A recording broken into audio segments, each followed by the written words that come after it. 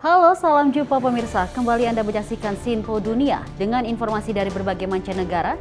Bersama saya, Dewi Manik. Inilah Sinpo Dunia selengkapnya untuk Anda.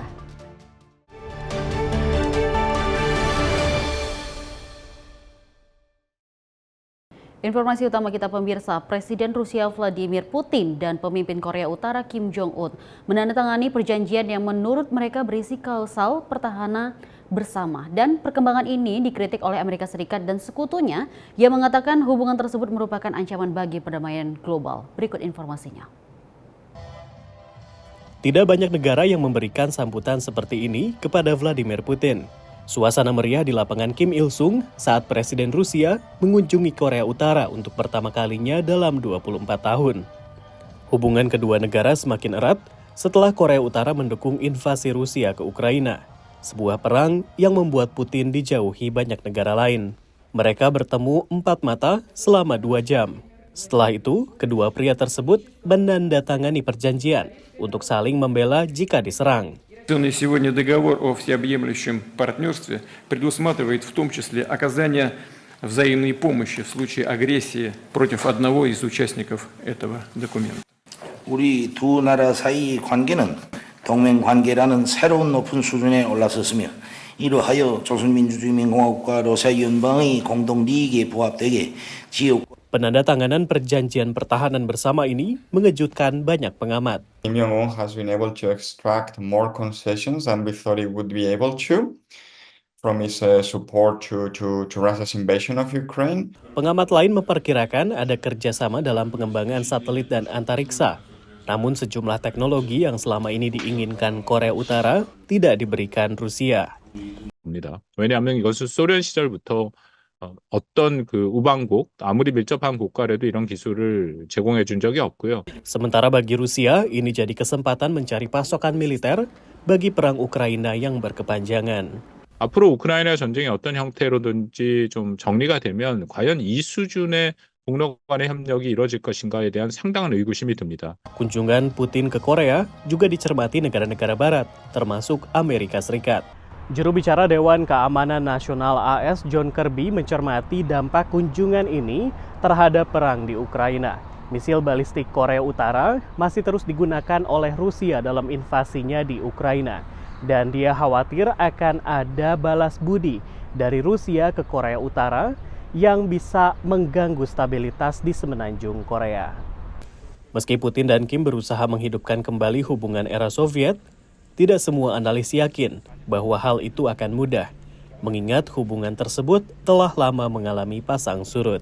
Clearly it's an important development, but I think we would need to see this relationship to continue on a strong footing for a number of years before saying that there has been a definite change in the relationship between the two countries.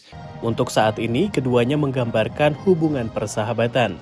Sebelum meninggalkan Pyongyang, Putin memberi Kim sebuah limusin mewah Rusia, bahkan mengajaknya berkeliling halaman istana. Dari Washington DC, demikian laporan tim VOA. Dan informasi kedua kita pemirsa, Kongres Amerika Serikat akhirnya menyetujui penjualan jet tempur senilai 18 miliar dolar lebih kepada Israel yang sempat tertahan akibat penolakan sejumlah senator Partai Demokrat. Disetujuinya pembelian jet F-15 ini terjadi di tengah sorotan terhadap dukungan Amerika Serikat bagi Israel di dalam maupun di luar Amerika Serikat. Ofensif militer Israel berlanjut di jalur Gaza setelah Israel sempat mengumumkan jeda taktis beberapa hari sebelumnya untuk memberi kesempatan penyaluran bantuan kemanusiaan. Pada saat yang sama, Amerika Serikat kembali menyetujui penjualan senjata ke Israel, terakhir berupa 50 jet tempur F-15 bernilai lebih dari 18 miliar dolar. You know, almost 70% of the weapons being used in Gaza come from the Americans. About the other 30% comes from Germany. You know, and that's it. So as long as the Americans are providing weapons as well as the Germans, the Israelis can continue on with their wars. Pada saat yang sama, pemerintahan Joe Biden mendapat sorotan domestik dan internasional karena tingginya korban dari warga sipil di Gaza. They've still been nonetheless, very concerned and very vocal about that civilian toll and about the humanitarian crisis, really catastrophe ongoing in Gaza. And I think it's pretty clear that the Biden administration has about reached the end of its rope in regard to the ongoing civilian toll. Menurut Kementerian Kesehatan Gaza, 37.000 lebih warga Gaza tewas sejak Israel menyerang Gaza sebagai balasan atas serangan Hamas pada Oktober yang menewaskan 1.200 orang. Pada saat yang sama, hubungan antara pemerintah Joe Biden dengan Perdana Menteri Israel Benjamin Netanyahu kembali diuji setelah Netanyahu secara publik menuding Amerika sempat menahan pasokan senjata dan amunisi ke Israel. Utusan Amerika Serikat ke Israel dalam pertemuan dengan Netanyahu menyebut pernyataan tersebut kontraproduktif dan tidak benar.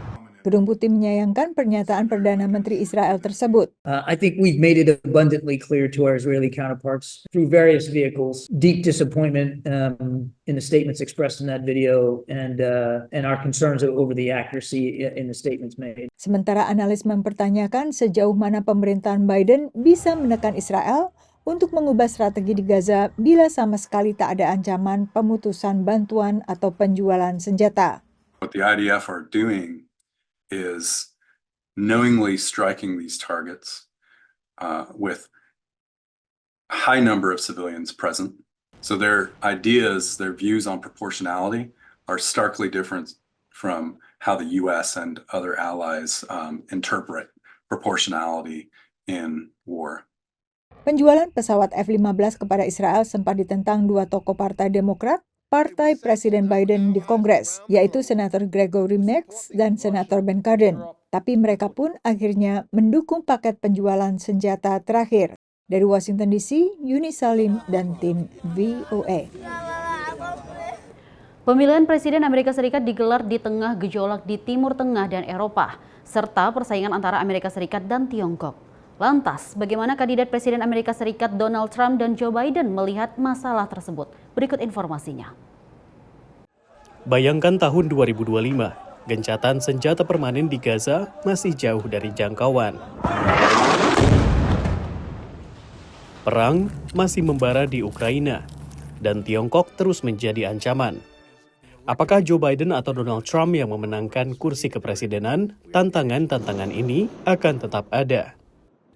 Kebijakan luar negeri periode kedua Biden akan didasarkan pada prinsip-prinsip yang sama dengan yang pertama, yaitu kepemimpinan global dan multilateralisme. The United States will compete and will compete vigorously and lead with our values and our strength. We'll stand up for our allies and our friends. Ditambah fokus untuk membantu negara berkembang. A major initiative with the Congress aimed at truly delivering on the promise of unlocking resources for the developing world. Ini berarti lebih banyak investasi Amerika untuk program-program keringanan utang, reformasi multilateral bank pembangunan, dan berbagai proyek infrastruktur di seluruh dunia. Tujuannya untuk menghalau inisiatif pembangunan global Tiongkok dengan mendukung berbagai proyek koridor di seluruh dunia.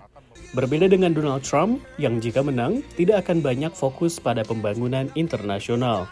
Make America richer and safer and stronger and prouder and more beautiful than ever before. I think we have a final shot at it. Meskipun slogan Trump adalah America First atau dahulukan Amerika, bukan berarti kebijakan luar negerinya bersifat isolasionis. Mercantilist, sure. Transactionalist, yes. But I think the most interesting part of his foreign policy is just the degree to which his vision of the tools of U.S. power be used in a different way. Dukungan yang tak tergoyahkan untuk Israel, bantuan bersyarat untuk Ukraina, dan persaingan yang kuat dengan Tiongkok. Ini adalah prinsip-prinsip kebijakan luar negeri yang diusulkan untuk masa jabatan kedua oleh lembaga pemikir yang berafiliasi dengan Trump, America First Policy Institute. Those are three areas that any incoming America First administration is going to have to deal with, and it's going to have to put that peace through strength test, right? That approach to the test. Meskipun belum diketahui siapa yang akan menang pada bulan November, Pilpres sebelumnya mengindikasikan bahwa kebijakan luar negeri tidak akan menjadi faktor penentu utama. Jajak pendapat menunjukkan bahwa sebagian besar warga Amerika lebih peduli dengan isu-isu di dalam negeri ketimbang isu-isu di luar negeri. Survei dari Pew Research Center baru-baru ini misalnya menunjukkan bahwa isu di luar negeri yang mendapat perhatian pemilih Amerika adalah yang berdampak ke dalam kondisi domestik, seperti misalnya pencegahan serangan teroris atau masuknya narkoba. Dari Arlington, Virginia, saya Ryut Wasikal dan tim VOA. Kita beralih ke informasi berikut ini pemirsa, sejumlah warga Nairobi, Kenya ini mengecam pembangunan gedung bertingkat yang mereka sebut ilegal, terutama oleh kontraktor Tiongkok. Aktivis sosial menuduh pengembangan Tiongkok ini menghindari prosedur hukum. Namun menurut ekonom, kehadiran Tiongkok memicu industri konstruksi Kenya untuk berkompetisi. Di pinggiran kawasan Kilimani di Nairobi, warga seperti Jerotich Sei sedang mempertimbangkan langkah berikutnya untuk menghentikan apa yang mereka sebut sebagai pembangunan ilegal di wilayah ini. What we are suffering from now is unplanned construction. If you don't have sewage, you don't have wider roads, you don't have fire stations, you don't have enough schools, you don't have hospitals, all you're doing is just building and building and building accommodation without the requisite planning. Kilimani adalah salah satu kawasan yang warganya menentang pembangunan gedung-gedung bertingkat. Menurut arsitek di konsultan pembangunan perkotaan EcoBuild Africa, banyak bangunan tidak memenuhi persyaratan pembangunan gedung. A lot of the buildings that we are seeing around here do not even meet that same City Hall's development control requirements. And they're approved in City Hall. They're actually approved in City Hall. And I can say this without fear of contradiction. For donkey years, City Hall has been the citadel of corruption. Jerotich mengklaim perusahaan-perusahaan Tiongkok melakukan praktik korupsi untuk menghindari prosedur hukum. And I really call out the Chinese Property Developers Association here. They are complicit. They have understood the propensity and appetite for corruption that you find in this county, and they have exploited it to the hilt. Pejabat pemerintah kota menolak permintaan VOA untuk memberikan komentar, dan para pengembang Tiongkok tidak menanggapi permintaan VOA untuk menanggapi klaim tersebut. Tapi menurut ekonom XN Iraki, kontraktor Tiongkok telah membawa efisiensi pada industri konstruksi. Let's have the competition. I think that is going to raise the Kenyan construction industry. The Kenyan expertise are going to run something. In the long run, the customers are going to benefit because there's no competition. We shall do the work, we cannot be efficient. Konstitusi Kenya mengharuskan keterlibatan warga negara dalam keputusan pemerintah mengenai masalah-masalah yang mempengaruhi mereka. Whereas the law provides very elaborately about public participation and we have adequate legislation around that, but the practice itself is still being done as a lip service. We still have the government officers calling for public participation when they've already made a decision. So they're doing it just to tick the boxes. Menurut Alfred, hujan lebat dan banjir mematikan di Kenya belum lama ini memperparah masalah yang disebabkan oleh pembangunan tidak terencana. By the time you have those areas built, you are not likely, especially in these areas where we're looking at 1 acre development, the entire space is going to be concrete. Where does that water go? Dan pada saat Bank Dunia memproyeksikan 70% populasi global akan tinggal di wilayah kota pada tahun 2050, para ahli mengatakan perencanaan akan menjadi kunci bagi kota-kota seperti Nairobi. Dari Arlington, Virginia, saya Helmi Yohanes dan tim VOA. Anda menyaksikan Sipol Dunia dan informasi ini kita lanjut pemirsa. Produk slow fashion Indonesia Sukacita mendapatkan respon positif dari pasar New York. Semangat Sukacita yang berkesesuaian dengan prinsip tujuan pembangunan berkelanjutan ini dilihat oleh PBB dan membawanya ke pusat mode dunia New York. Wah, ini dia informasinya.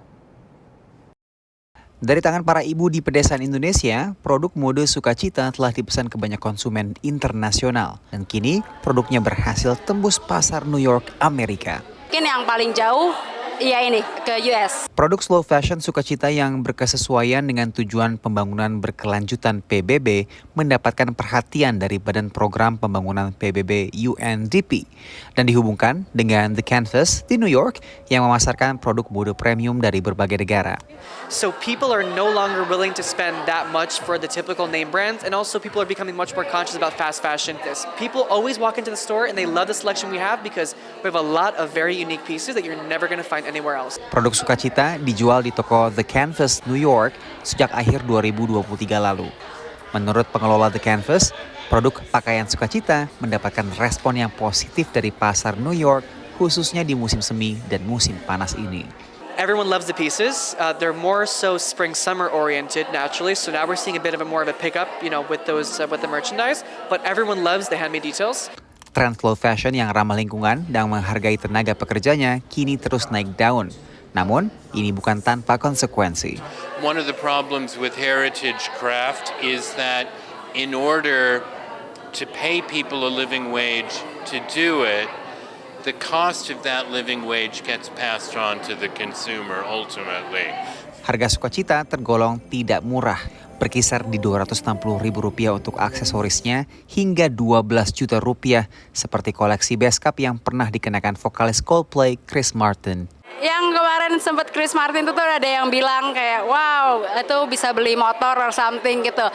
Melalui pesan di label pakaiannya, Sukacita mengedukasi pembeli bahwa harga mahal bukan hanya untuk kualitas baju, namun juga manfaat penghidupan layak yang diterima melalui upah para pengrajinnya. Piece Sukacita itu melalui banyak banget tangan pengrajin.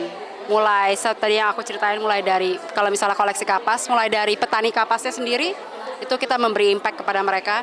Yang membersihkan kapasnya, yang memintalnya jadi benang, terus kemudian penenunnya, kemudian kalau misalnya di batik, of course pembatiknya, terus juga habis itu yang celup, yang mewarnainya, terus sampai ke yang bikin pola, motong kain, menjahit, fitting, sampai finishing semuanya. Itu menyentuh sangat banyak tangan pengrajin dan memberi impact kepada mereka. Itu yang penting. Produk Sukacita dipasarkan di The Canvas bersama dengan brand-brand internasional lainnya yang semuanya mengedepankan konsep slow fashion. Dari New York, Randy Wicaksana dan Nadira Gasani, VOA. Pihak oposisi Zambia menentang kesepakatan yang mengizinkan petani Kenya menanam jagung di Zambia untuk memenuhi kebutuhan domestik. Menurut oposisi, para petani Zambia seharusnya diberi prioritas untuk bertani yang hasilnya diekspor ke Kenya. Rekor kekeringan yang melanda tanduk Afrika membuat jagung yang adalah makanan pokok di Afrika semakin dicari. Zambia adalah salah satu pemasok jagung terbesar di Afrika Sub-Sahara dan menurut polisi, tingginya permintaan akan jagung memicu penyelundupan ke negara tetangga seperti Republik Demokratik Kongo dan menyebabkan kelangkaan di dalam negeri.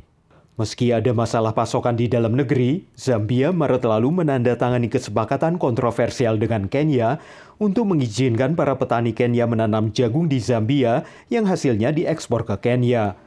Hal ini dikritik pihak oposisi dari Kongres Demokratik Nasional. We do have a lot of farmers in this country, and the government also can empower a lot of subsistence farmers so that they grow a lot of maize and they export. Why do they have to involve Kenyans in doing that? Let them deal with the Zambians alone. Pengadilan Tinggi Kenya bulan April menangguhkan sementara kesepakatan tersebut setelah Partai Petani Kenya berargumen persetujuan itu tidak konstitusional. Sidang berikutnya dijadwalkan bulan Mei ini. Jika kesepakatan berjalan sesuai rencana, sejumlah analis berpendapat hal itu akan menguntungkan Zambia dan Kenya. And that step that had been taken by the two governments was going to be a step in the right direction in terms of creating job opportunities within the continent, but also getting to deal with the food security concerns within the continent. Pemerintah Zambia menolak permintaan VOA untuk memberikan komentar. Namun pejabat penerangan menyediakan video yang tayang di televisi pemerintah yang menurut mereka menunjukkan Presiden Zambia Hakainde Hichilema bertemu para petani, penggiling dan pedagang biji-bijian pada bulan April untuk membahas kesepakatan jagung dengan Kenya. We respect what you do. We respect what farmers do. But let's also support farmers so that they too can make money.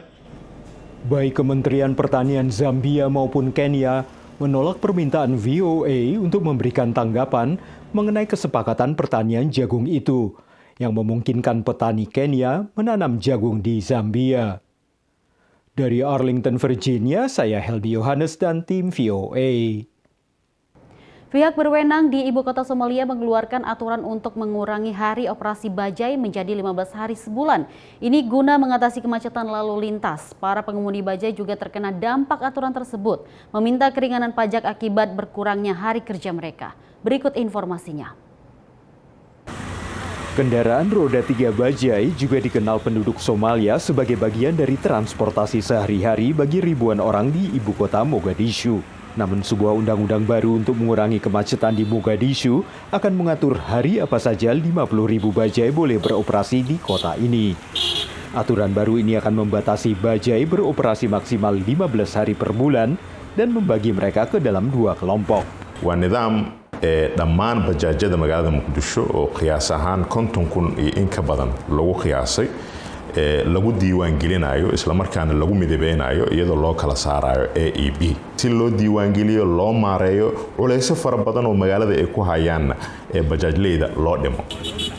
Supir bajai Abdullahi Bashir Adan mendukung rencana ini dan telah menjadi supir bajai selama 5 tahun terakhir untuk menghidupi keluarganya yang berjumlah 10 orang. A iyo B haddii loo kala saaro waa dakhliga awal anaga qaadi jiray ka badan waa helaynaa. Marka aniga taas aad u soo dhaweynaysa dawladda u kala bixisay waa arrin fiican weyn. Tapi menurut Adan, bila ia hanya boleh mengoperasikan bajai 15 hari per bulan, maka seharusnya pemerintah juga memangkas pajak bulanan yang ia bayar menjadi separuh. Cashuurtiin waxaan bixinaa $15. Anigana waan shaqaynaa $15. Taas anaga nama qabato.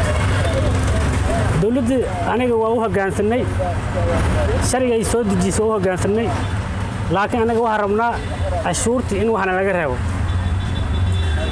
oo 15kii kala bar noona naga dhow. Pihak berwenang belum mengisyaratkan apakah akan memenuhi permintaan pengemudi bajai untuk memotong pajak, tapi mengatakan pajak yang dikumpulkan lewat aturan baru ini lebih rendah dibanding sebelumnya. canshuurta laga qaadi jiray bajaajleyda waxay ahayd canshuur $30 ah. 3 sano ama 2 sano baray ugu dambeysay ama 3 sano aan iraahde ayaa horta canshuurtan la soo dhimay oo laga dhigay in 15 ay bixiyaan. Marka waxaad dareemi kartaa meesha laga yimaaday ee 30ka ahaa iyo meesha maanta la joogo ee 15ka ah. Di Mogadishu dan kota-kota lain di seluruh Somalia, bajai menjadi sumber pendapatan yang signifikan bagi ribuan anak muda. Meski rencana baru ini dapat mengurangi kemacetan lalu lintas dan masalah keamanan, sejumlah pihak khawatir hal ini juga bisa mengakibatkan hilangnya pekerjaan. Dari Arlington, Virginia, saya Helmi Yohanes dan tim VOA. Dan informasi tadi menjadi akhir perjumpaan kita kali ini dalam Sinpo Dunia edisi kali ini pemirsa. Saya Deo Manik dan mewakili seluruh kerabat kerja. Pamit undur diri, terima kasih atas kebersamaan Anda dan sampai jumpa.